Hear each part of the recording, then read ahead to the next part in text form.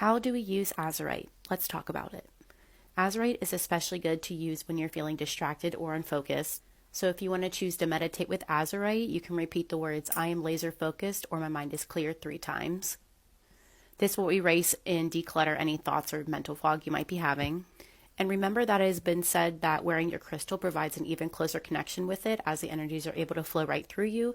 So wearing Azurite will help sharpen your intuition and psychic ability, also to think outside the box and to come up with new ideas and concepts.